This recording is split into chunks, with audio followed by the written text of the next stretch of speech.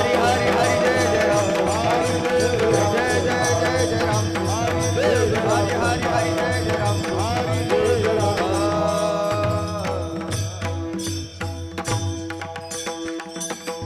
रूप पाहता लोचनी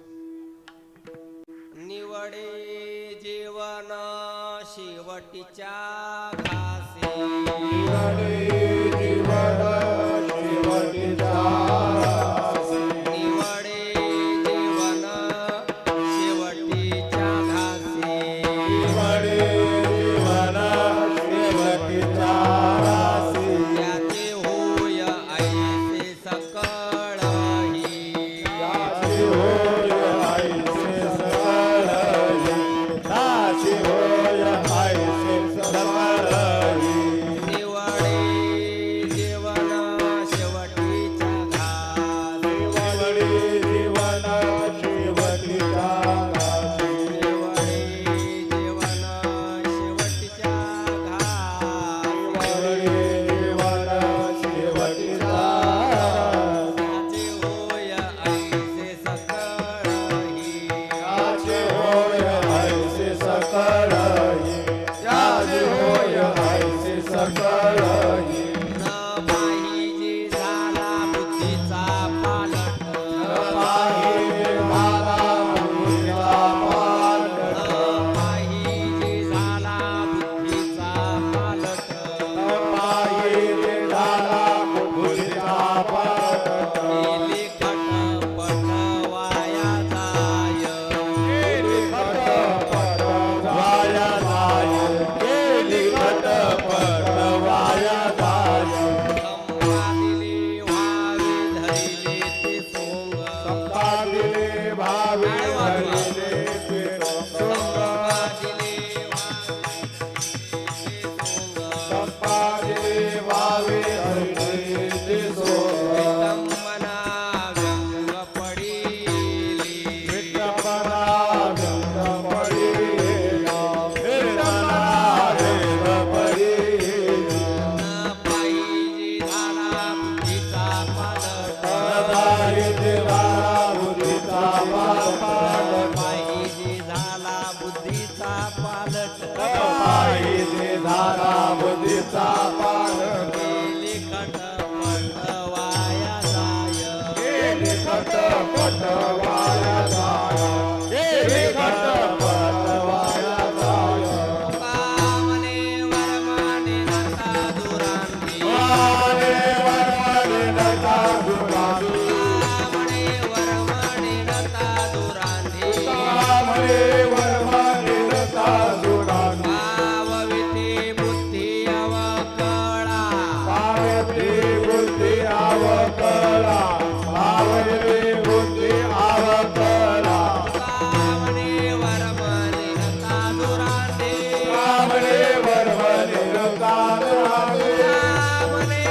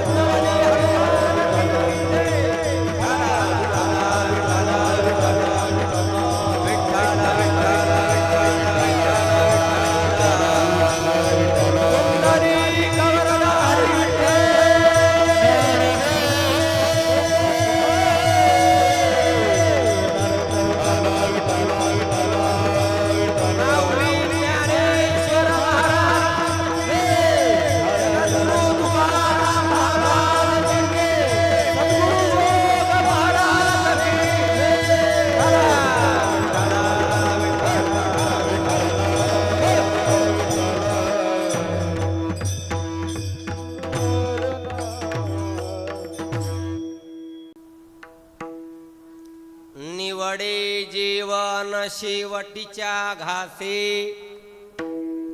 निवडे जीवन शेवटीच्या घासे, त्याचे होयायसे सकळही, न पाहिजे झाला बुद्धीचा पालट, केली खटपट वाया जाय, संपादिले व्हावे धरिले ते सोंग, विटंबना व्यंग पडिलिया, न पाहिजे झाला बुद्धीचा पालट, केली खटपट वाया जाय, तुका मने वर मने न ताजो रांधी, पावविते बुद्धी अवकळा, न पाहिजे झाला बुद्धीचा पालट, केली खटपट वाया जाय विठ्ठला विठ्ठला विठ्ठला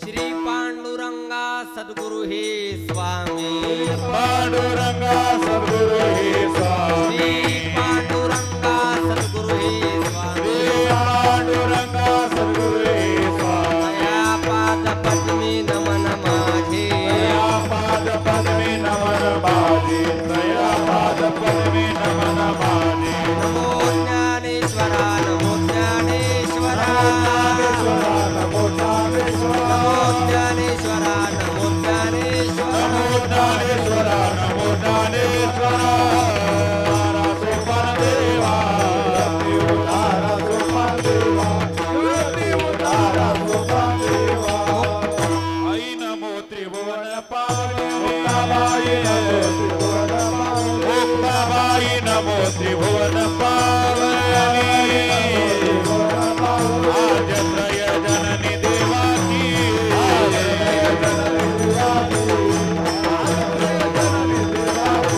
नमो ज्ञानेश्वरा, नमो ज्ञानेश्वरा, निवृत्ती उद्धारा सोपान देवा, मुक्ताबाई नमो त्रिभुवन पावनी, आद्यत्रय जननी देवाची,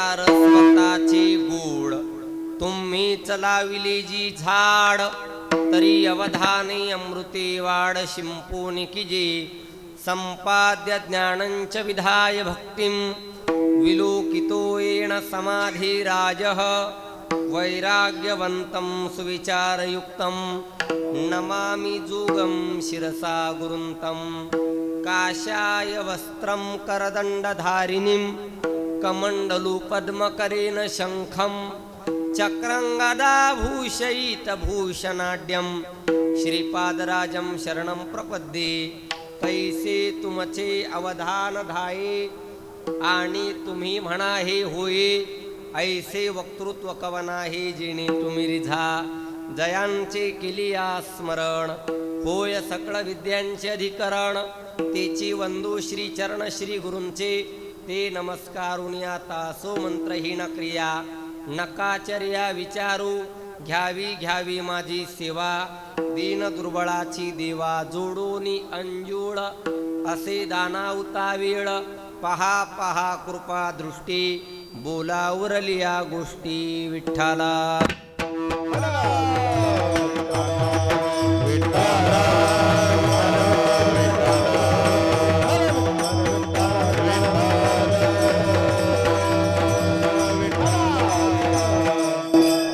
निवडी जीवन शेवटच्या घासे त्याचे होयसे सकळही न पाहिजे झाला बुद्धीचा पालट केली खटपट वाया जाय प्रस्तुत प्राप्त प्रसंगी कीर्तनरूपी सेवेसाठी निवडलेला अभंग हा श्रीमंत संत जगद्गुरु श्री तुकाराम महाराज यांचा 4 चरणाचा एक अत्यंत महत्त्वाचा अत्यंत प्रसिद्ध अत्यंत चिंतनीय असा अभंग कीर्तनरूपी सेवेसाठी घेतलेला आहे आणि या अभंगातून जगद्गुरु श्री तुकाराम महाराज भक्ती शास्त्रातला एक अत्यंत महत्त्वाचा सिद्धांत प्रतिपादन करतात विठ्ठला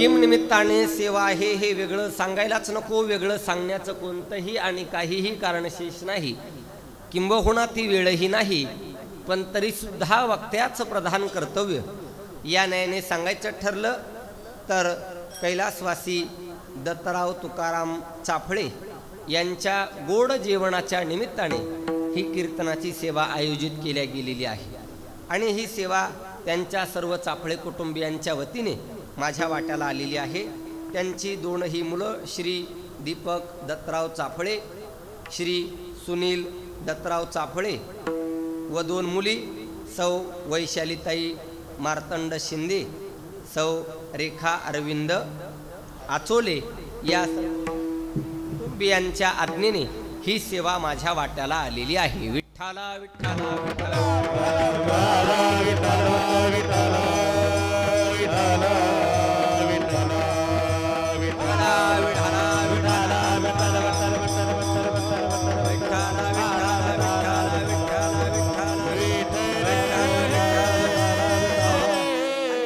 सेवा आपण ज्यांच्या निमित्ताने करत आहोत त्यांचं जीवन म्हणजे काही सामान्य नाही त्यांचं जीवन आपल्या सगळ्यांना माहिती आहे एक अत्यंत उत्कृष्ट जीवन ज्यांचं होतं ते आदरणीय वैकुंठवासी तुकाराम देवरावजी चाफळे यांचं अत्यंत गोड जीवन म्हणजे अगदी धन्य माता पिता तयाची या न्यायाप्रमाणे त्यांच्या आईसाहेबांच्या तर संपूर्ण ज्ञानेश्वरी ही मुखोद्गत होती आणि ज्ञानेश्वरी आईंनी मुखोद्गत केली पण जगण्याचं काम मात्र तुकारामजी करत होते विठ्ठला विठ्ठला त्याप्रमाणे जगण्याचं काम मात्र ते करत होते नव्हे ते माऊलींचे अत्यंत सुंदर सेवक तर होतेच पण कधीही त्यांनी त्यांच्या जीवनामध्ये महिन्याची वारी मात्र चुकवली नाही द्वादशीला ते कामाला मात्र उपस्थित असायचे एक अत्यंत असं गोड जीवन एक वारकरी जीवन आणि एका वारकरी जीवनाच्या निमित्ताने आज गोड जेवण आहे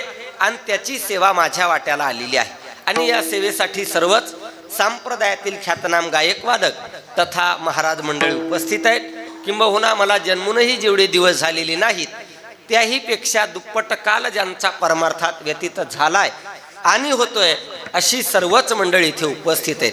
त्यामध्ये आदरणीय परमपूज्य ज्यांनी या सेवेसाठी मला अत्यंत अट्टहास केला. वास्तवात सेवा करणं शक्यच नव्हतं, येणंही शक्यच नव्हतं, कारण रात्री जवळजवळ साताऱ्याच्या पलीकडे कीर्तन होतं. पण ते म्हटले मला माहीत नाही, तारीख लिहून घ्या, तुम्हाला यावंच लागेल. आणि त्यांची आज्ञा मोडता येत नाही. एरवी एखादा श्रीमंत मनुष्य असला तर आम्ही त्याची सुद्धा आज्ञा मोडू शकतो, पण आमच्या प्रदीपरावांची आज्ञा मोडता येत नाही. का? ते माऊलींचे सेवक असल्यामुळे त्यांच्या आज्ञेचं उल्लंघन करता येत नाही. आणि माऊलींची सेवा करणारा दोन प्रकार आहेत. एक, काही लोक अपेक्षेनं सेवा करतात आणि काही लोक निरपेक्ष सेवा करतात. त्यातलं माऊलींची निरपेक्ष सेवा करणारं जीवन म्हणजे आदरणीय आमचे प्रदीपरावजी चाफळे.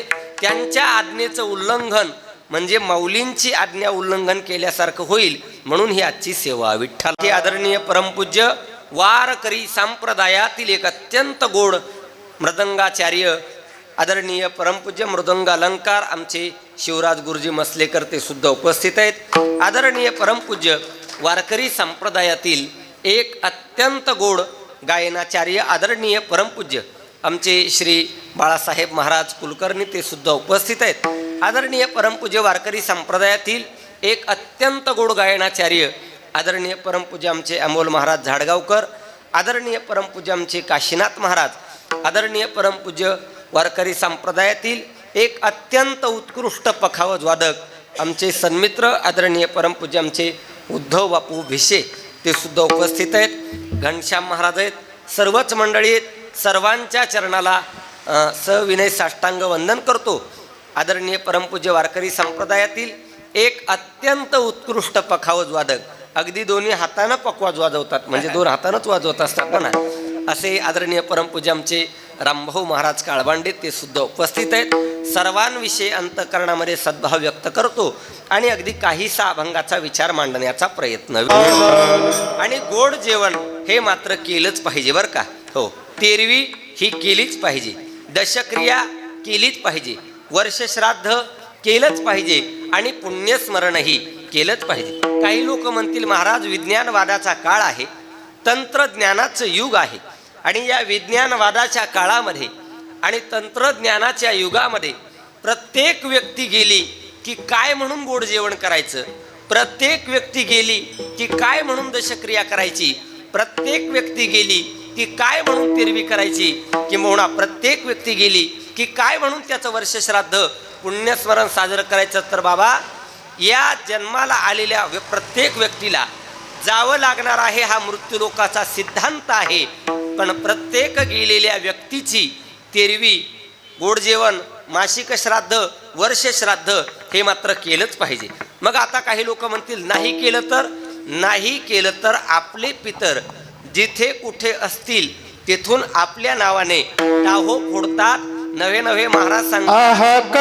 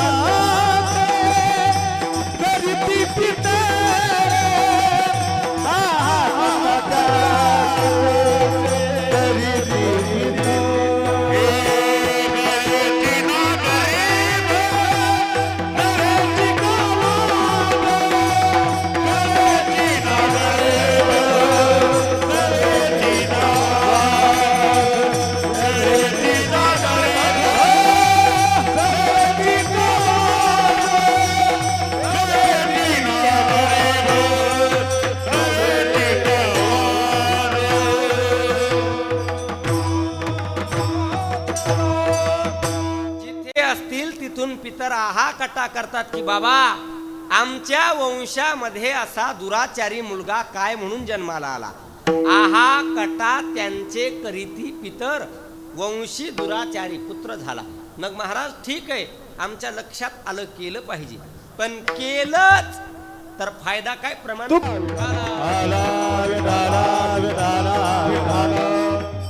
पण आपण घेऊ. तुका म्हणे पितर आशीर्वाद देती, कल्याण इच्छिती आपुल्या कुळा. जिथे कुठे पितर असतील तिथून ते मात्र आपल्याला आशीर्वाद देतात, नव्हे नव्हे त्या कुळाचं कल्याण इच्छितात. आणि जोपर्यंत आई वडील आहेत तोपर्यंत त्यांची सेवा करावी, आणि ते गेल्यानंतर मात्र त्यांचं गोड जेवण, पुण्यस्मरण, मासिक श्राद्ध हे करावं. नाहीतर आई वडील आहेत तोपर्यंत चांगलं बोलायचं नाही, आई वडील आहेत तोपर्यंत त्यांची सेवा करायची नाही. घरी आई वडिलांना चांगलं बोलायचं नाही. काही काही लोकांचा स्वभाव असतो, घरी आई वडिलांना चांगलं बोलायचं नाही, घरी आईला शिव्या द्यायच्या, वडिलांना शिव्या द्यायच्या, आणि बाहेर लोकांना जेहरी घालत फिरायचं. बाळासाहेब जेहरी, रामभाऊ जेहरी, जेहरी घालत फिरायचं. ज्ञानेश्वर महाराज सांगतात तो मूर्ख आहे, मूर्ख आहे. घरी मात पितरा, धड बोली नाही संसारा, येर विश्व भरू आदरा, मूर्ख जैसा. म्हणून आई वडिलांचं गोड जेवण हे मुलांनी केलंच पाहिजे. का तर नाथ महाराज भागवतामध्ये सांगतात की एखाद्या माणसाच्या जीवनामध्ये कुंभासारखा योग 2-4 वेळा येऊ शकतो. एखाद्या माणसाच्या जीवनामध्ये कपिलाषष्ठी किती वर्षांनी येते हो? 60 वर्षांनी येते. एखाद्या माणसाच्या जीवनामध्ये कपिलाषष्ठी सारखा सुद्धा योग 2 वेळा येऊ शकतो. पण नाथ महाराज सांगतात एकमेव पर्व काळ असा आहे, मुलाच्या जीवनातला एकमेव पर्व काळ असा आहे, तो मुलाच्या जीवनात एकदाच येतो, आणि तो म्हणजे आई वडिलांचा अंतकाळ. आई वडिलांचा अंतकाळ, तो पर्वकाळ मुलाच्या जीवनात एकदाच येतो. नाथ महाराज भागवतामध्ये सांगतात पुरुषाशी पर्वकाळ, जन्मात जोडे एक वेळ, माता पित्याचा अंतकाळ, ती धर्माची वेळ अति पवित्र.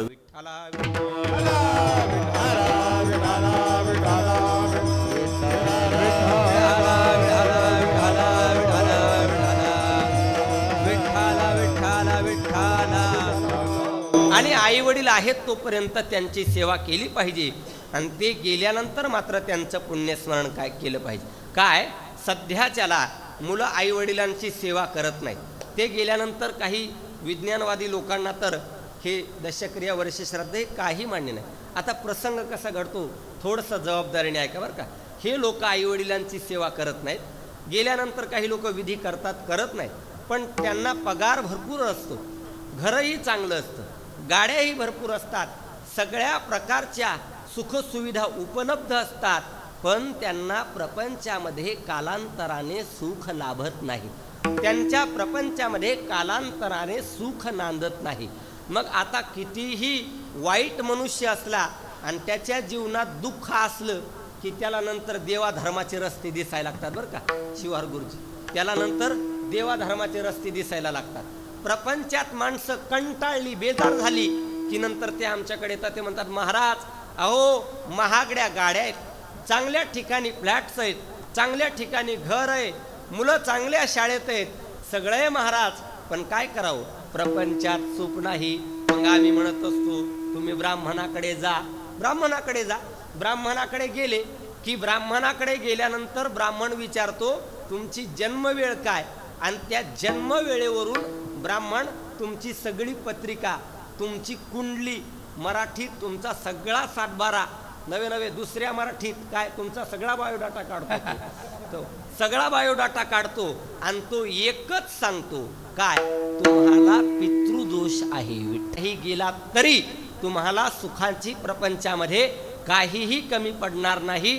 फक्त आई वडील देव म्हणून त्यांची सेवा करणं हे मुलाचं मात्र कर्तव्य सांगितलेलं आहे. विठ्ठला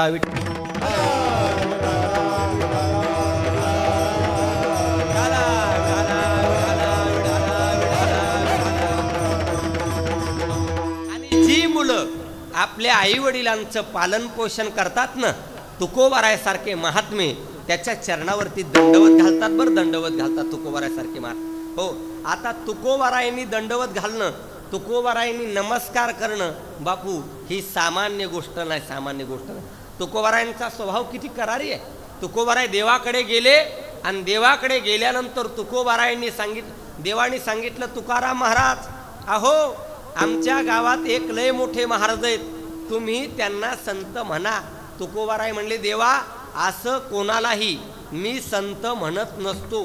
अहो तुकोबाराय, एवढंच नाही, ते कीर्तन खूप छान करतात, तुम्ही त्यांना संत म्हणा.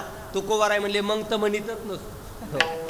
कीर्तन खूप छान करतात, तुम्ही त्यांना संत म्हणा. तुकोबाराय म्हटले, मग तर म्हणतच नसतो. अहो ते कीर्तनच छान करतात असं काही नाही, ते कीर्तनात फार रडतात. तुकोबाराय म्हणले, देवा अरे तू भोळाची भोळाच राहिलास का? का कीर्तनात रडतो म्हणजे तुझ्यावरती फार प्रेम आहे असं समजण्याचं काही कारण नाही. संत म्हणायला तयार होत नाहीत ते तुकोबाराय. जी मुलं आपल्या आई वडिलांची सेवा करतात, पालन करतात, अशाच्या चरणावरती तुकोबाराय सारखे महात्मे दंडवत घालतात. विठ्ठला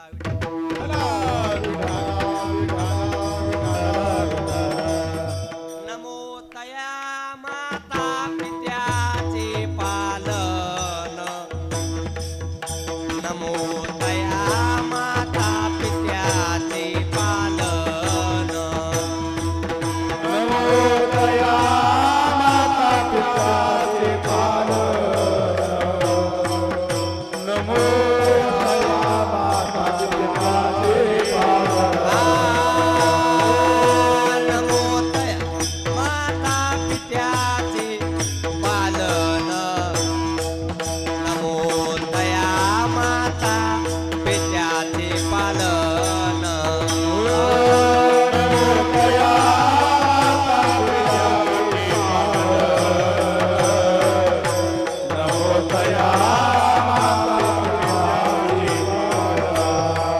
नमो त्या वचन सत्यवाने,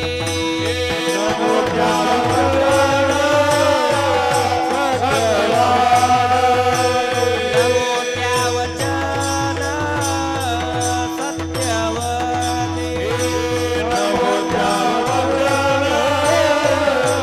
सत्यवाने, आहा आहा रे बाई, आहा आहा रे बाई,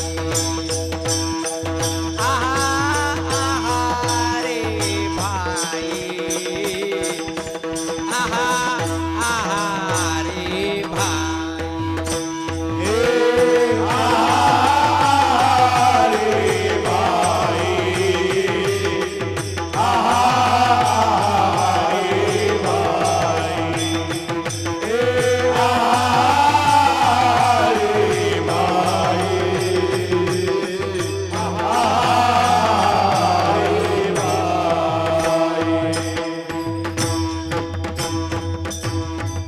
तुकोबारायसारखे महात्मे त्या मुलाच्या चरणावरती दंडवत घालतात. नमो तया माता पित्याचे पालन, नमो त्या वचन सत्यवदे. आणि आज एका पित्याचं गोड जेवण आहे, खऱ्या अर्थानं एका वडिलाचं गोड जेवण आहे. आणि त्या निमित्तानंही काहीसा विचार करणं क्रमप्राप्त आहे. बापाचं जीवन सामान्य नसतं, सामान्य नसतं बरं का. बापाचं जीवन सामान्य नसतं. आतापर्यंत सर्वांनी वर्णन कुणाचं केलं असेल, तोंड भरून कौतुक कोणाचं केलं असेल तर ते आईचंच केलं बरं का. हो, वेदाने सुद्धा आईचंच वर्णन केलं, मातृदेवो. संतांनी सुद्धा आईचंच वर्णन केलं, प्रत्येक ठिकाणी आईला प्राधान्य दिलं बरं का. कवींनी तर कळस केला, कवींनी तर भरपूर वर्णन केलं. ज्या ज्या वेळेला त्यांना कविता करा वाटेल त्या वेळेला त्यांना आईच दिसली, त्यांना वडील काही दिसले नाही. त्यांनी सुद्धा आईचंच वर्णन केलं. आणि राहिला सायला उरलेला कळस आम्ही करून टाकला. हो, उरलं सुरलं वर्णन आम्ही आईचं करून टाकलं. पण एक वाक्य ध्यानात ठेवा, आईचं वर्णन सगळ्यांनी केलं आणि वडिलांचं वर्णन आतापर्यंत कुणीही केलं नाही. म्हणजे बापाचं जीवन प्रपंचामध्ये सामान्य आहे असा त्याचा अर्थ नाही. आमचे गुरुवर्य भास्कर महाराज शिंदे सांगत असतात की बुवा, बाप म्हणजे या संसार नावाच्या चित्रपटातील पडद्यामागचा कलाकार आहे, त्याच्याशिवाय चित्रपट नाही. पण तो चित्रपटात दिसत नाही. आणि वडील काय असतात तर वडील वडीलच असतात. आहे तोपर्यंत दिसत नाही आणि गेल्यानंतर सांगण्याची सोय नाही, त्याला बाप म्हणतात. बरं, आहे तोपर्यंत दिसत नाही. आणि बऱ्याच वेळेला मुलांना वडिलांचा राग येतो, पण वडिलांच्या कृतीमागचा उद्देश मात्र समजत नाही. आमचे गुरुवर्य शांतीब्रह्म मारुतीबाबा कुरेकर पाठात उदाहरण सांगत असतात. मुलगा 20-25 वर्षाचा झाला, काही काम करत नव्हता. त्याचं ठरलेलं नियोजन काय? जेवणे, झोपणे, मोबाईल पाहणे आणि रील्स बनवून व्हॉट्सअपला पाठवणे, आवडल्यास नक्की स्टेटस ठेवा. ठरलेला कार्यक्रम त्याचा. जेवणे, झोपणे, मोबाईल पाहणे आणि रील्स बनवून व्हॉट्सअपला पाठवणे, आवडल्यास नक्की स्टेटस ठेवा. दुसरं काहीच काम करत नव्हता तो. ते काशीनाथ महाराज एवढंच काम त्याचं काय? जेवणे, झोपणे, मोबाईल पाहणे आणि रील्स बनवून व्हॉट्सअपला पाठवणे, आवडल्यास नक्की स्टेटस ठेवा. बदलच झाला तर झोपणे, जेवणे असा त्याचा नियम. काहीच काम करत नव्हतं, एवढंच काम, दुसरं काहीच करत नव्हतं. त्याचं ठरलेलं नियोजन काय? जेवणे, झोपणे, मोबाईल पाहणे आणि रील्स बनवून व्हॉट्सअपला पाठवणे. शेवटी एके दिवशी वडिलांनी सांगितलं, अरे किती दिवस असं आईत खाऊ सारखा राहणार? आजपासून रोज 1 रुपया आणून दिल्याशिवाय मी तुला जेवायला देणार नाही. आणि त्याला माहिती होतं आपल्या वडिलांचा स्वभाव करारी, आपले वडील हे किती कठोर आहेत हे त्याला चांगलं माहिती होतं. पण बऱ्याच वेळेला मुलं बिघडण्यासाठी, मी डायरेक्ट बोलतो मला काय फरक पडत नाही, बऱ्याच वेळेला मुलं बिघडण्यासाठी ह्या कारणीभूत असतात. ह्या कारणीभूत असतात. आई कारणीभूत असते बऱ्याच वेळेला मुलगा बिघडण्यासाठी. वडिलांनी सांगितलं, बाळ्या आजपासून तुला मी भाकर देणार. आईने सांगितलं, काळजी करू नको, मी आहे ना, मी तुला रोज 1 रुपया देत जाईल. गावात फिरत जा, 12 वाजता येत जा, जेवत जा. आणि नंतर त्याचं ठरलेलं कार्यक्रम. तो गावात 12 वाजेपर्यंत फिरायचा, भूक लागली की यायचा. वडील पॉटवरती बसलेले असायचे, वडिलांच्या हातात रुपया ठेवायचा आणि वडिलांच्या हातात रुपया ठेवला प्रदीप भाऊ की वडील रुपया चुलीत फेकायचे. वडील रुपया चुलीत फेकायचे आणि हा जेवायला बसायचा. असं 1-2 दिवस नाही, 6 महिने चाललं रामभाऊ. किती? 6 महिने. बरं, आता त्या आईजवळ तरी किती पैसे असणार आहे सांगा. बिचारीचं पराधीन जगणं, दुसऱ्याच्या घरून नांदायला आलेली, किती पैसे असणार आहे तिच्याकडं? तिच्याजवळचे पैसे संपले आणि तिने सांगितलं, बाळ्या तू हा बाप, इथून पुढे तुम्ही तुमचं दोघं बघून घ्या, इथून पुढे मी तुमच्या दोघांच्या भांडणात येणार नाही. मग आता याला प्रश्न पडला, याला माहिती होतं आपले वडील किती कडक आहेत, किती करार आहेत. 12 वाजले, 1 वाजला, 2 वाजले, नंतर कावळे पोटात ओरडायला लागले. कावळे पोटात ओरडले नाही, ओरडून मेले. हो, तरीही याला कोणी गावात रुपया दिला नाही. सगळ्यांना माहिती होतं किती कष्टाळू गडी आहे, म्हणून कुणी रुपया सुद्धा दिला, कुणी रुपया सुद्धा नाही दिला. शेवटी मित्रांना म्हणायला लागला, अरे पैसे द्या, पैसे द्या. आणि मित्र ही अशी जात आहे, नेमकी संकटाच्या कामात न येणारी जात. विठ्ठला खंडन नंतर करतो मी, आता करणार नाही त्याचं खंडन. पण नेमकं आपल्याला काम पडावं आणि त्याने सांगायचं मला टाईम नाही, मला टाईम नाही. हो, तर मग त्याला कोणी रुपया दिला नाही. शेवटी भीक मागायला लागला भुकेच्या पोटी. त्याला भीकही कोणी वाढली नाही. नंतर तो निराश होऊन, हताश होऊन तो घराच्या दिशेने निघाला. वाटेमध्ये एक मनुष्य एक लाकूड तोड्या बाभळीचं झाड तोडत होतं. आणि त्याला म्हटलं, हो 1 रुपया देता का? त्यांनी सांगितलं, मी तुला रुपये देणार, पण कधी? संपूर्ण बाभूळ तोडल्यानंतर मला 10 रुपये मिळतात आणि तुला 1 रुपया कसा द्यायचा? तुला मी 1 रुपया देणार कधी? मला 5 वाजेपर्यंत बाभूळ तोडू लागल्यानंतर. आणि कसलाही हिंद केसरी असू द्या, कसलाही कीर्तन केसरी असू द्या, नाही तर चिंतन केसरी असू द्या, बाभळीचं कुऱ्हाड हातात धरली. आणि आता जी मंडळी शेतकरी, आता सर्व शेतकरीच मंडळी आहेत, कसलाही मनुष्य असू द्या, त्याने बाभळीचं झाड तोडण्यासाठी कुऱ्हाड हातात घेतली की त्याला फोडं आले नाही, आलेच पाहिजे. मग आता याला कष्टाची सवय नव्हती, कुऱ्हाड घेतली, बाभूळ तोडायला लागला आणि प्रसंग असा घडला, हाताला फोडं आले. नुसती फोडं आले नाही, फोडं फुटले. नंतर 5 वाजता त्या लाकूड तोड्यानं याला रुपया दिला. आणि आज मात्र हात थरथर कापत होता आणि त्या थरथर त्या हातावरती रुपया घेऊन घरी आला. पण रोज असा छाती काढून यायचा, आता मला नाहीच, असा छाती काढून यायचा, रोज छाती काढून यायचा. आज छाती काढून नाही आला बाळासाहेब महाराज, आज खाली मान घालून आला, आज खाली मान घालून आला. आणि खाली मान घालून आला आणि वडील कॉटवरती बसले होते. वडील कॉटवरती बसले होते. वडिलांच्या हातात रुपया ठेवला. आणि वडिलांचा नियम काय? रुपया चुलीत फेकणे, रुपया चुलीत फेकणे. वडील रुपया चुलीत फेकणार तेवढ्यात त्याने बापाचा हात धरला. तो म्हणला थांबा थांबा, रुपया चुलीत फेकू नका. बाप म्हणला 6 महिने झालं रुपया चुलीत फेकतो, तू मला अजून काही म्हणला नाही. तो म्हणला म्हणण्यासारखं कारणच नव्हतं, तो आईचा होता म्हणला. पण आजचा रुपया बाबा मी किती कष्ट करून कमवून आणलाय तुम्हाला याची कल्पना सुद्धा नाही.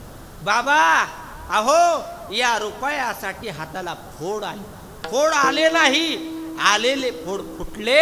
त्यावेळेला मुलाने सांगितलं, बाबा तुमच्या शिक्षा देण्याच्या पाठीमागचा हेतू आज मला लक्षात आला. इथून पुढे घरात पैसे कमवून आणल्याशिवाय मी भाकर खाणार नाही. बऱ्याच वेळेला वडिलांच्या बोलण्याचा राग मुलं मानतात आणि वडिलांना शत्रू समजायला लागतात. ही सगळ्यात मोठी मुलांच्या जीवनातली चूक. विठ्ठला मुलं दुर्दैवानं सांगावं लागेल. आज कितीतरी मुलं आहेत घरी बापाशी बोलत नाहीत, ते बापाशी बोलत नाहीत, बापाला शत्रू समजायला लागतात. पण बापाचं प्रपंचातलं योगदान म्हणजे सामान्य नाही. आणि वडिलांच्या सेवेची ताकद काही सामान्य आहे का? सामान्य वडिलांच्या ते. आणि वडील हे सगळं कुणासाठी करत असतात? बाप करी जोडी लेकुराची ओढी, आपुली कुरवंडी वाळवणी.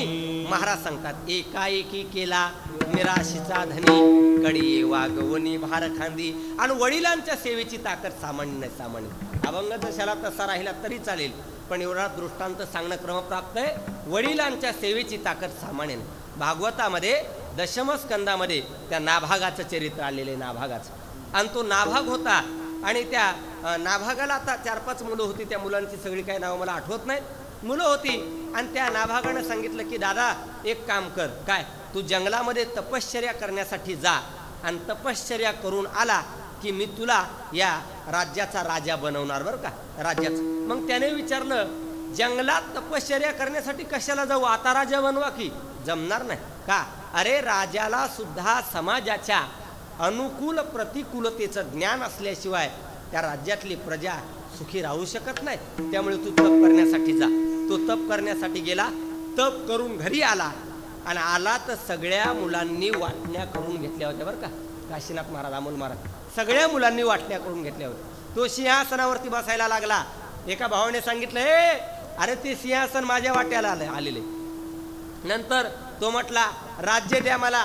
तो म्हणला, राज्य माझ्या वाट्याला आलेले. एक जण म्हणला तिजोरी. तो म्हणला, तिजोरी अरे माझ्या वाट्याला आलेली. अरे मग ती शेत वावर. तो म्हणला, ती माझ्या वाट्याला आलेली.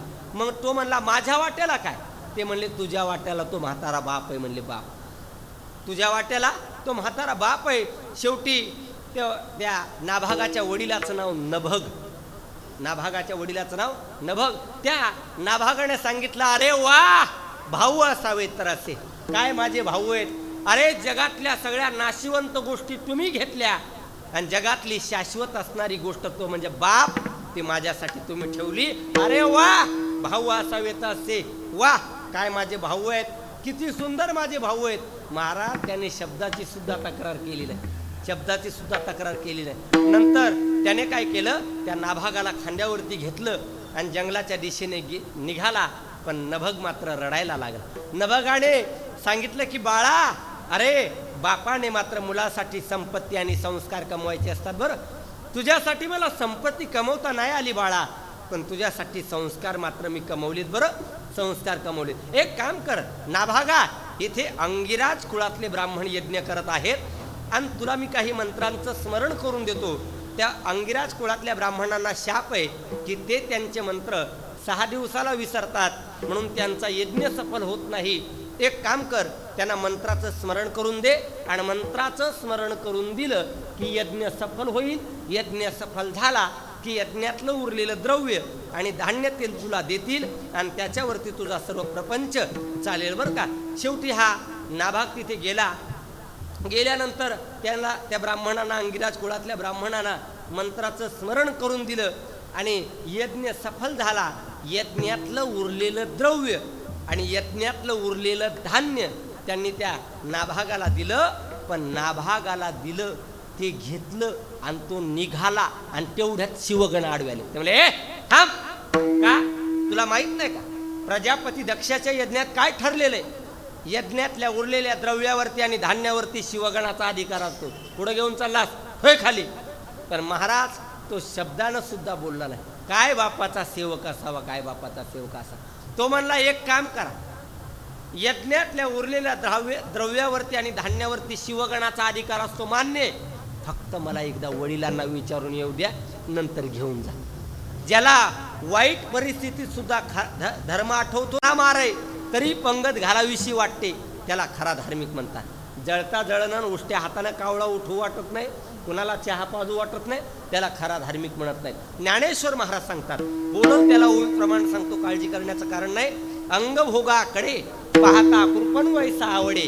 महाराज सांगतात की दानी जया होड सुरतरुंचे. ज्ञानेश्वर महाराज सांगतात, तो म्हणला थांबा, मला फक्त एकदा वडिलांना विचारून येऊ द्या. वडिलांकडे आला, वडिलांना नमस्कार केला. तो म्हणला, बाबा अरे काय झालं, यज्ञ सफल झाला नाही का? झाला बाबा तुमच्या आशीर्वादाने. अरे मग ते द्रव्य आणि धान्य? महाराज अहो मी द्रव्य आणि धान्य घेऊन निघालो, तितक्यात शिवगण आडवे आले, शिवदूत आडवे आले. बर, आणि मग त्यांनी सांगितलं की प्रजापती दक्षाच्या यज्ञात ठरलेलं आहे की यज्ञातल्या उरलेल्या द्रव्यावरती आणि धान्यावरती शिवगणाचा अधिकार. अरे हो, तुला सांगायचं विसरलो बरं मी ना भागा. त्यांना घेऊन जायला सांग त्यांचं उरलेलं द्रव्य आणि धान्य. हा आला, त्यांनी नमस्कार केला आणि त्यांनी सांगितलं, मला क्षमा करा, मी तुमच्या द्रव्यावरती आणि धान्यावरती सत्ता दाखवली. परिणाम असा घडला, तिथे स्वतः भगवान शंकर प्रसन्न झाले. प्रदीप भाऊ, भगवान शंकर प्रसन्न झाले आणि त्या नाभागाला परत संपूर्ण आर्याव्रताचा राजा केलं. ही ताकद फक्त वडिलांच्या सेवेची. एक अगदी 10-5 मिनिटं अभंगाचा विचार करू आणि आपण सेवेला पूर्ण विराम देऊ. सेवेसाठी जो अभंग घेतलाय, या अभंगातून तुकाराम महाराज भक्तिशास्त्रातला एक अत्यंत महत्वाचा सिद्धांत प्रतिपादन करतात. या संपूर्ण जीवाची वाटचाल ही आपल्या साध्याच्या दिशेनं निघालेला आहे प्रत्येक जीव. पण प्रत्येक जीव साध्याच्या दिशेने निघालेला आहे, पण प्रत्येक जीवाला साध्य प्राप्त होत नाही. भगवान 7व्या अध्यायामध्ये बोलतात, पहिल्या श्लोकात, की सर्व जणांनी उड्या घातलेल्या आहेत. मनुष्याणाम सहस्रेषु कश्चिद यतति सिद्धये यततामपि सिद्धाणाम कश्चिन माम व्यक्ती तत्वतः की तया ही पाठी जे वेळी लोह मासा ते घाटी विजय श्रीच्या पाठी एकुची वैसे तैसे असतेच्या महापुरी त्रिगता ती कोटीवरी परिप्राप्तीची पैल तरी विपायला निघे. प्रत्येकानं उडी घातलेली. कशासाठी? साध्य प्राप्त व्हावं यासाठी उडी घातली. आणि मानवी जीवनाचं साध्य काय? पैसा मिळवणं हे मानवी जीवनाचं साध्य नाही. घर मिळवणं हेही मानवी जीवनाचं साध्य नाही. पण मानवी जीवनाचं साध्य काय असेल तर मानवी जीवनाचं साध्य एकच आहे. एक तर परमात्म दर्शन व्हावं हे मानवी जीवनाचं साध्य आहे, नाहीतर आपला शेवट गोड व्हावा हे मानवी जीवनाचं साध्य आहे. विठ्ठला विठ्ठला.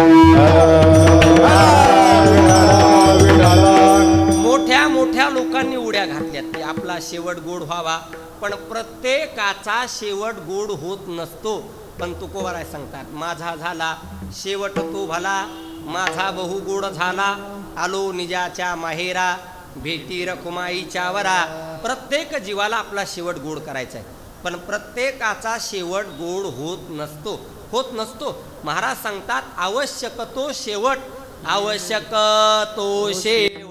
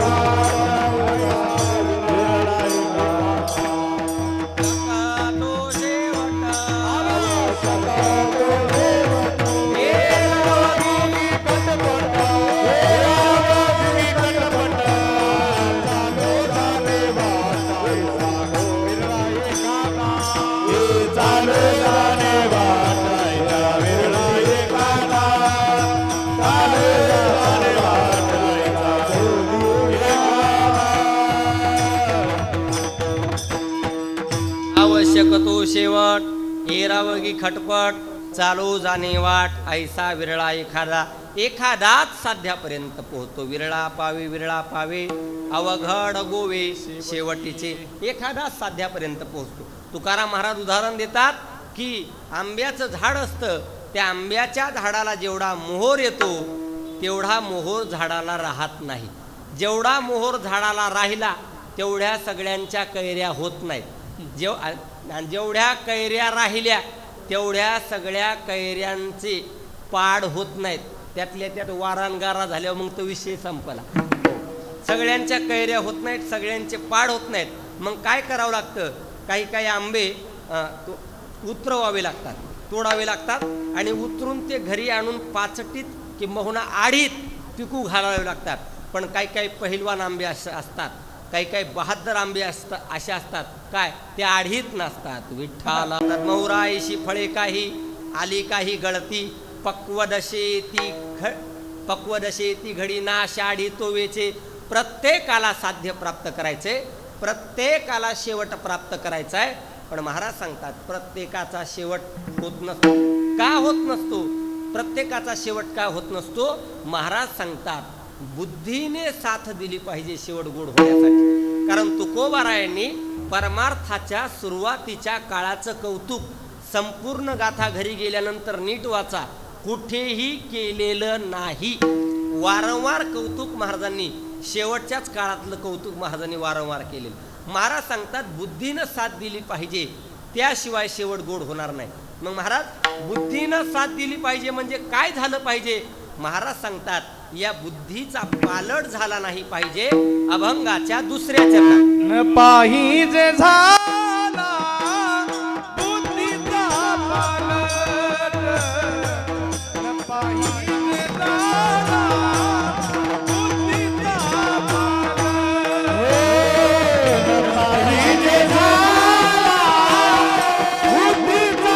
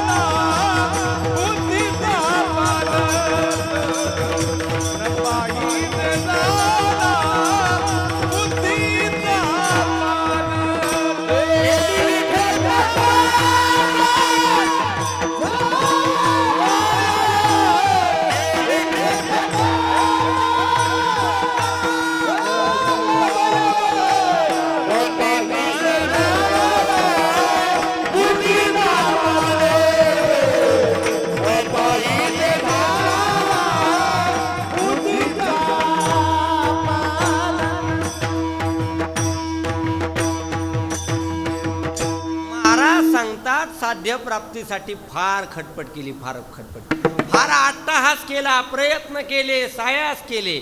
पण महाराज सांगतात जर बुद्धीनंच साथ नाही दिली तर महाराज सांगतात शेवट गोड होणं अवघड आहे. म्हणून महाराज सांगतात बुद्धीचा पालट नाही झाला पाहिजे, न पाहिजे झाला बुद्धीचा पालट, नाहीतर मग केली खटपट वाया जाय विठ्ठला. बुद्धीने जर साथ नाही दिली तर केलेली खटपट वाया जाण्याची दाट शक्यता असते. काय बुद्धी सारखी राहणं सगळ्यात अवघड, सगळ्यात अवघड. बुद्धी सारखी राहत नाही.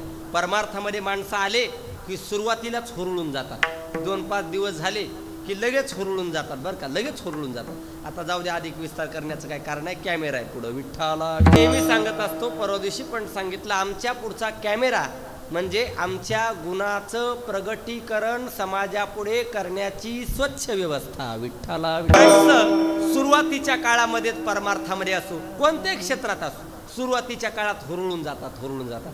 पण खरं सांगू गुरुजी, शेवट गोड होणं अवघड आहे. परमार्थ शेवटाला जाणं अवघड.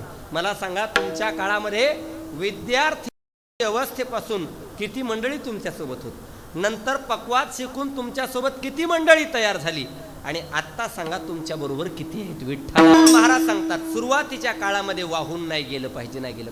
आमचे गुरुजी उदाहरण सांगायचे, ते म्हणायचे, मी नवीन चातुर्मासाला आलो आणि पांडुरंगाचं दर्शन नवरात्रमध्ये एका दिवशी 10 वेळेला पांडुरंगाचं दर्शन केलं. किती वेळेला?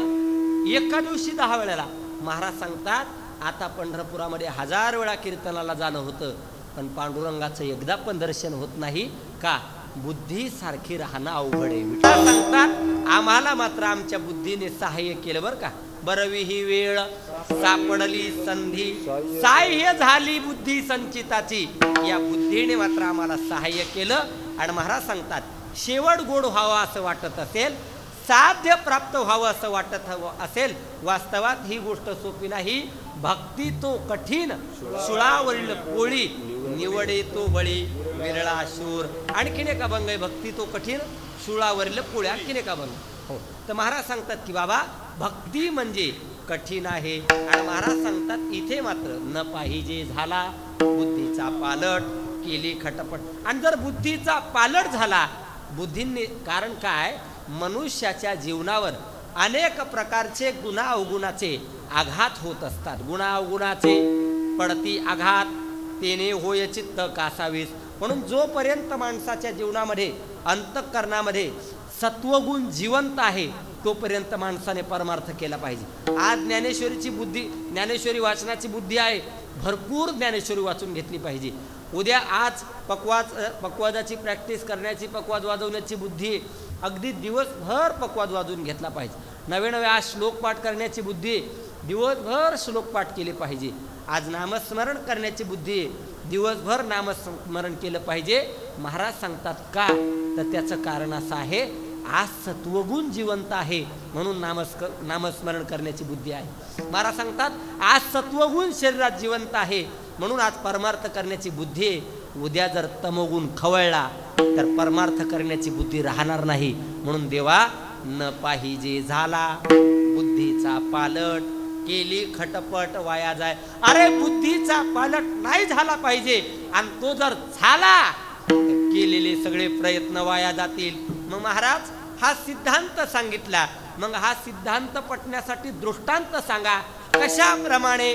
महाराज सांगतात, ज्याप्रमाणे जेवणातला शेवटचा घास महत्वाचा असतो, त्याप्रमाणे अभंगाच्या पहिल्या निवडे जेवण शेवटच्या घासे, निवडे जेवण शेवटच्या घासे,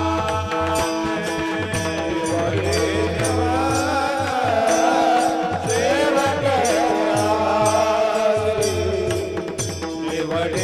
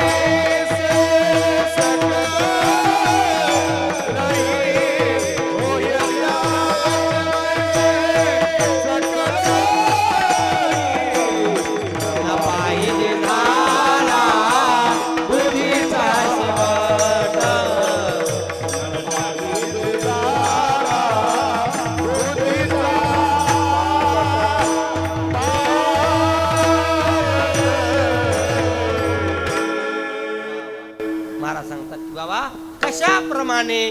ज्याप्रमाणे ताटामध्ये 1-2 नाही 56 भोग जेवायला वाढले. किती? 56 भोग जेवायला वाढले. श्री बालाजीचा भेद केलाय. पण महाराज सांगतात ताटामध्ये 56 भोग जेवायला वाढलेत. मला सांगा सुरुवातीचे 2 घास खाल्ले म्हणजे जेवण झालं का?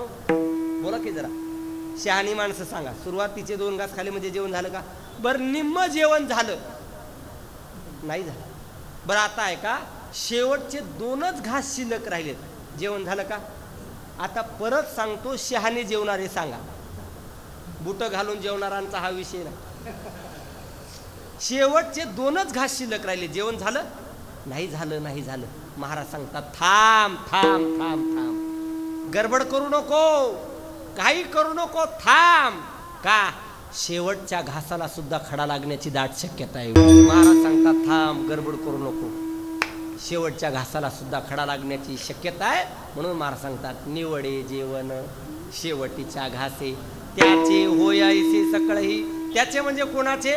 न पाहिजे झाला बुद्धीचा पालाट, त्याचे ऐसे सकळही होय. कैसे होय? निवडे जेवण शेवटीच्या घासे, ऐसे त्याचे सकळही होय. विठ्ठला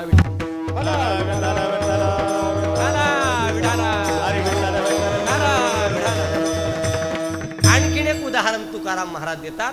पूर्वीचा काळ बर का, पूर्वीचा काळ एक मनुष्य पर्वत चढायला लागला. आणि पर्वत म्हणजे पायऱ्यांनी वगैरे असं काय नाही बरं का बाळासाहेब महाराज गुरुजी, पायऱ्यांनी ते दोरखांड असायचं ना, त्या दोराच्या सहाय्याने तो पर्वत चढायला लागला. दोराच्या सहाय्याने पर्वत चढायला लागला. आणि महाराज सांगतात की आता 2 पावलं टाकल्यानंतर पर्वत चढलेल्याचा आनंद प्राप्त होणार. पण काय झालं? त्याला आधीच आनंद झाला, त्याचा तो आधीच आनंद बाहेर पडायला लागला, गडबड करायला लागला, घाई करायला लागला. महाराज म्हणले थांब थांब थांब थांब थांब, अजून 1 पाऊल पडायचं राहिलंय, त्याशिवाय पर्वत चढलेल्याचा आनंद प्राप्त होणार नाही, साध्य प्राप्तीचा आनंद होणार नाही. का? महाराज सांगतात आधीच आनंद मानू नको, शेवटचं पाऊल टाकताना सुद्धा घसरून पडू शकतो.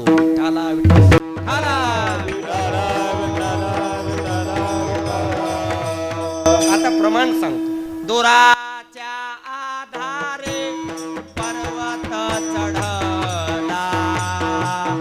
पाऊलासी झाला अपघात, पाऊलासी झाला अपघात, पाऊलासी झाला अपघात.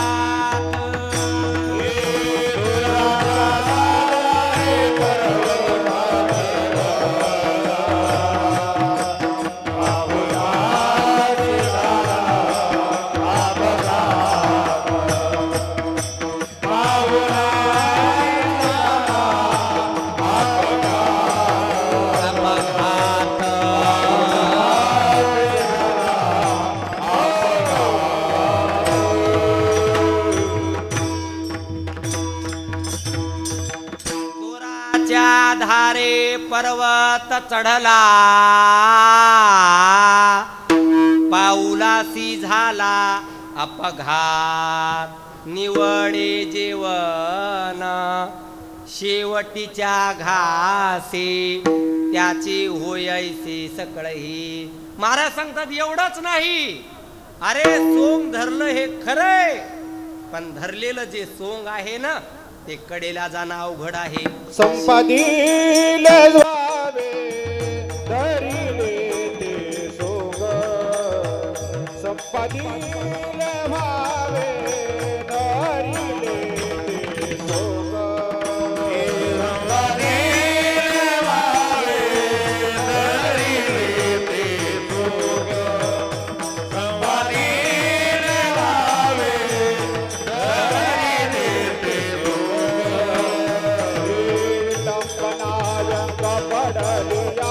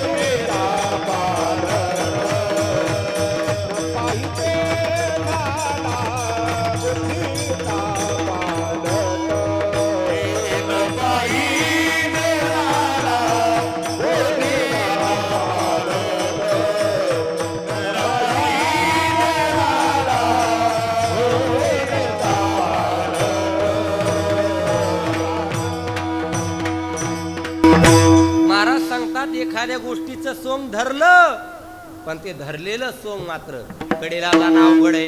आमचे गुरुजी आदरणीय परमपूज्य भास्कर महाराज शिंदे उदाहरण सांगत असतात. हा जीव म्हणजे या रंगमंचावरती पाठवलेला एक कलाकार आहे बरं का, कलाकार. हा जीव म्हणजे या रंगमंचावरती पाठवलेला कलाकार आहे. देवा, कदाचित जर माझं नाटक चांगलं झालं असेल तर मला बक्षीस म्हणून काहीतरी देशील ना. मग एक काम कर, बक्षीस म्हणून मला एकच दे, काय, मला या नाटकातून मुक्त कर. पण कदाचित जेव्हा मी काही इतका चांगला वागलो नसेल बरं का, वयाच्या 60 वर्षात इतका चांगला वागलो नसेल, मग एक काम कर, कदाचित जर मला तुला जर माझं नाटक आवडलं नसेल तर मग शिक्षा म्हणून तरी काहीतरी देशील ना. एक काम कर, मला या नाटकातून काढून टाक. तर संपादिले व्हावे धरिले ते सोंग. तर काय झालं, एक उदाहरण सांगतो. खानदेशी भाषेत नाटक होतं, खानदेशी भाषेत. आता खानदेशातली भाषा कोणती? आयराणी भाषा. आयराणी भाषा साहेब, आयराणी भाषेत नाटक, आयराणी भाषेत नाटक. आणि आयराणी भाषेत नाटक, आणि जो नाटक करायला आला होता त्याला आता बरंचसं लिहून दिलं होतं, बरंचसं लिहून दिलं होतं. पण अडचण अशी झाली, तो स्टेजवर आला आणि त्याच्या लक्षात एवढंच राहिलं, काय, हाऊ कशाना प्रकारशे, हाऊ कशाना प्रकारशे. आता हाऊ कशाना प्रकारशे याला मराठीत काय म्हणतात? हा कशाचा प्रकार आहे. त्याचं एवढं सगळं नाटक विसरलं त्याचं, आणि त्याच्या तेवढंच लक्षात राहिलं, काय, हाऊ कशाना प्रकारशे. पण आता त्याला काहीच कळत नव्हतं काय करावं. पण तो हुशार होता. आता त्यानं बरेच दिवस नाटकं केली होती, नाही कळलं तुम्हाला, जाऊ द्या. तोही हुशार होता, त्यानं बरेच दिवस नाटकं केलते आणि बरेच नाटकं केलते. विठ्ठल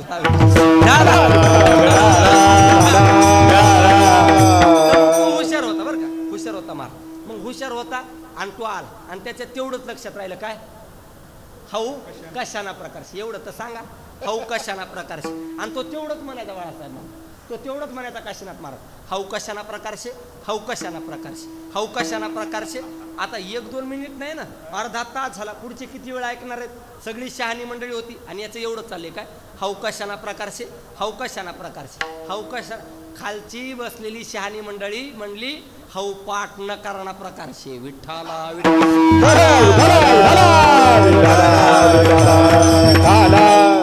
हा कशाचा प्रकार आहे? हा पाठ न केलेल्याचा प्रकार आहे. संपादिले व्हावे धरिले ते सोंग. महाराज सांगतात, विटंबना व्यंग पडिले. महाराज आणखीन एक उदाहरण देतात.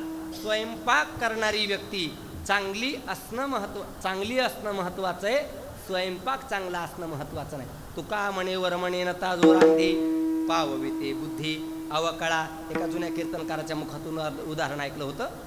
ते कीर्तनकार एक आचार्य होता, आणि आचार्य तो साधे तांदूळ असले तरी भात चांगला करायचा बरं का.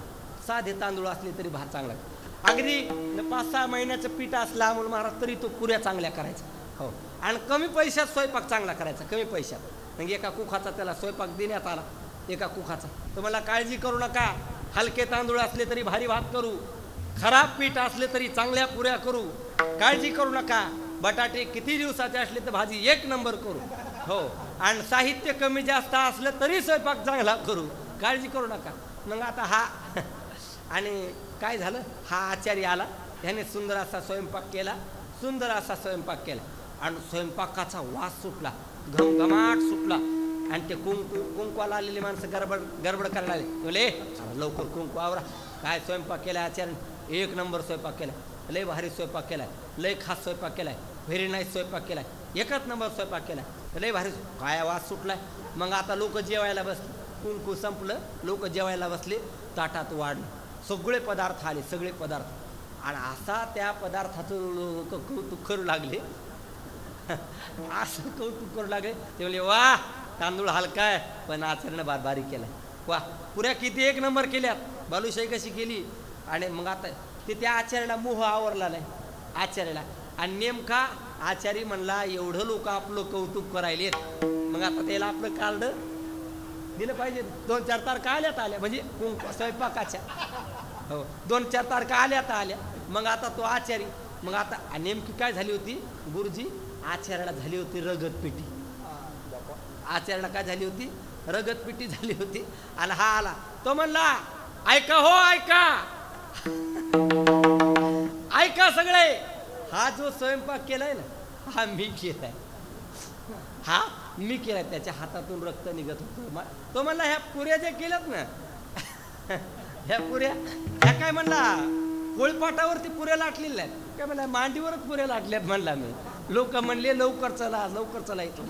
इथं थांबण्याचं काही कारण नाही. महाराज सांगतात तुका म्हणे वर्म नेनता जो रांदी पावविते बुद्धी अवकळा. तुका म्हणे वर्म जाणून करावे एक न घालावे एकावरी. सांगण्याचा सिद्धांत एवढाच आहे, न पाहिजे झाला बुद्धीचा पालट, केली खटपट वाया जाय. मग बुद्धीचा पालट होऊ नये यासाठी संतांनी काय केलं, टोपार कुमाई हरी गोपाल कुमारी गोपाल कुमारी जय जय गोपाल कुमाई गोपाल कुमारी ज्ञानेश्वर माऊली ज्ञानराज माऊली ज्ञानेश्वर माऊली ज्ञानराज माऊली ज्ञानराज माऊली ज्ञानेश्वर माऊली ज्ञानराज माऊली असो यथामती यथावकाश. तसा माझी तब्येतही बरी नाही, 2 दिवस झालं आणि सगळा आवाज बसलाय. आणि आमचे गुरुजी सांगत असतात बरं का, बुवा बसला तर चालतो पण आवाज नाही बसला पाहिजे. हो, नाहीतर काय काय काय धंदा आवाजावर चालला, जाऊ दे द्या सोडून. तर बुवा बसला तर चालतो पण आवाज नाही बसला पाहिजे. पण असो, आपल्या सर्वांच्या कृपेनं सेवा करण्याचा प्रयत्न केला. झालेली सेवा कैलासवासी दत्तराव तुकाराम चाफळे यांच्या चरणारविंदी, मौलींच्या चरणारविंदी, श्री संत मोतीराम महाराजांच्या चरणारविंदी, सर्व पाहुणे मंडळी, माता भगिनी, पुरुष बांधव सर्वांच्या चरणारविंदी झालेली सेवा समर्पित करतो आणि वाणीला विराम देतो. या सेवेसाठी सर्वच संप्रदायातील ख्यातनाम गायकवादक तथा महाराज मंडळी उपस्थित आहेत. त्यामध्ये आदरणीय परमपूज्य आमचे वारकरी संप्रदायातील एक अत्यंत गोड कीर्तनकार आणि गायनाचार्य. तसं तर बाळासाहेब महाराज एकदा कीर्तन करायला लागल्यानंतर दुसऱ्याच्या कीर्तनाला टाळ घेऊन उभं राहू वाटत नाही माणसाला. पण ह्याला काय म्हणतात, न पाहिजे झाला बुद्धीचा पालट. असो, आदरणीय आमचे बाळासाहेब महाराज कुलकर्णी ते सुद्धा उपस्थित. बाबा तुमचं काय नाव? हा, युवा आहेत का? मग आम्ही जाऊ का तिकडं? बरं बरं. आदरणीय आमचे कालिदास महाराज ते सुद्धा मनापासून वंदन. आदरणीय आमचे काशीनाथ महाराज, आदरणीय परमपूज्य संप्रदायातील एक अत्यंत गुण गायनाचार्य अमोल महाराज. बाबांचं काय? कारभारी बाबा. हा, कारभारी बाबा. कारभारी बाबा. आमची ओळख आहे, फक्त नाव माहीत नाही, कारण मला लई चौकशा करायचा नाद नाही. असो, आमचे कारभारी बाबा सुद्धा आहेत. आदरणीय परमपूज्य आमचे संप्रदायातील एक अत्यंत उत्कृष्ट पखावजवादक. खऱ्या अर्थानं हे कळलं पाहिजे बरं का. संप्रदायातल्या बऱ्याच लोकांना आतापर्यंत हे कळलं नाही की आपण अर्ध वाजवलं पाहिजे, दुसऱ्याला दिलं पाहिजे. हे कळण्यासाठी शहाणा माणूस लागत असतो. हे कळण्यासाठी संतांच्या विचाराची अत्यंत सुंदर शिकवण लागत असते. असे आदरणीय परमपूज्य आमचे शिवराज गुरुजी मसलेकर ते सुद्धा उपस्थित आहेत. आदरणीय परमपूज्य आमचे संप्रदायातील एक अत्यंत गोड पखावजवादक. स्वतःजवळ तर ते ज्ञान आहेच आणि इतरांनाही देण्याचा त्यांचा चांगला स्वच्छ प्रयत्न चालू आहे. आणि मला आनंद असा वाटतो की ते तर वारकरी आहेतच, पण विद्यार्थीसुद्धा त्यांचे वारकरी आहेत. हो, कधी एकही विद्यार्थी पॅन्टवर नाही किंबहुना असा कोणत्याही प्रकारचा अंगविक्षेप करणारा असा त्यांचा शर्ट किंवा तसं काही नाही. एकदा त्या विद्यार्थ्यांसाठी पण टाळ्या वाजवा एकदा. वा, अत्यंत सुंदर. काय, आम्ही जर ज्ञान इथून पुढच्या पिढीकडे जर व्यवस्थित नाही संक्रमित केलं तर मग ते घोटाळा होत असतो. असू द्या, जाऊ द्या, त्याचं पापही त्या संक्रमित करणाराच लागत असते. ते काय आपल्याला थोडंच लागणार आहे. सर्व मंडळीत बापू आहेत. आदरणीय परमपूज्य आमचे संप्रदायातील एक अत्यंत उत्कृष्ट पखावजवादक. नवीन तरुण पिढीमध्ये कीर्तनाला साथ कशी करावी अत्यंत सुंदर त्यांचं ज्ञान आहे. आदरणीय आमचे रामभाऊ महाराज काळबांडे ते सुद्धा उपस्थित आहेत. आमचे DM साहेबसुद्धा आहेत. SDM का? बरोबर, SDM साहेबसुद्धा आहेत. आदरणीय परमपूज्य ज्यांचं अत्यंत गोड कीर्तनाचं चॅनल आहे असे आमचे सन्मित्र ज्ञानाचा सागर यूट्यूब चॅनलचे मालक आदरणीय परमपूज्य एक अत्यंत गोड व्यक्तिमत्व, सर्व महाराज मंडळींचं लाडकं व्यक्तिमत्व आदरणीय आमचे अजिंक्यदादा घाडगे ते सुद्धा उपस्थित आहेत. आदरणीय परमपूज्य वेळात वेळ काढून आपले रामायणाचार्य त्यांची पुढे कथा होती, तरीही रोहिदास महाराज मस्के ते सुद्धा येऊन गेले. त्यांना पण मनापासून धन्यवाद. आदरणीय परमपूज्य आमचे प्रदीप भाऊ चाफळे यांच्या अत्यंत आग्रहाखातर ही सेवा करण्याचा योग मला प्राप्त झाला. सिस्टीमसुद्धा अत्यंत सुंदर आहे. तुम्हाला पण मनापासून धन्यवाद. वाणीला विराम. तुकाराम तुकाराम.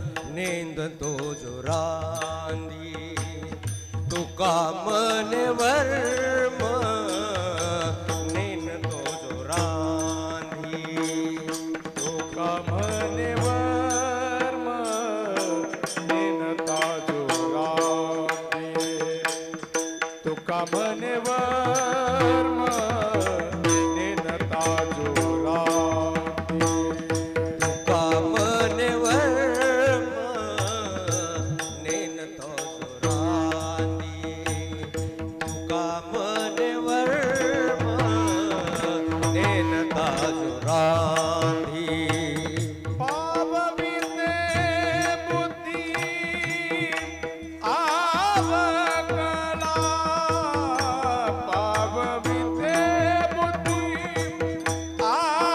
आवकला न पाहिजे झाला बुद्धीचा पालट न पाहिजे झाला बुद्धीचा पालट पावविते बुद्धी आवकळा पावविते बुद्धी आवकळा पाहिजे झाला बुद्धीचा पालट न पाहिजे झाला बुद्धीचा पालट केली खटपट वाया जाय केली खटपट वाया जाय वाया जाय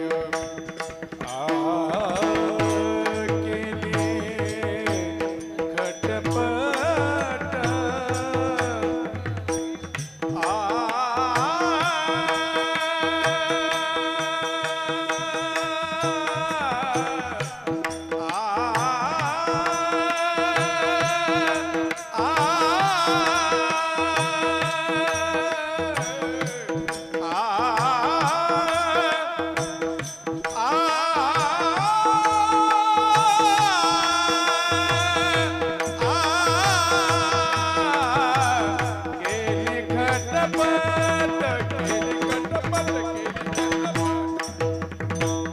केली खटपट वाया जाय केली खटपट जाय वाया केली खटपट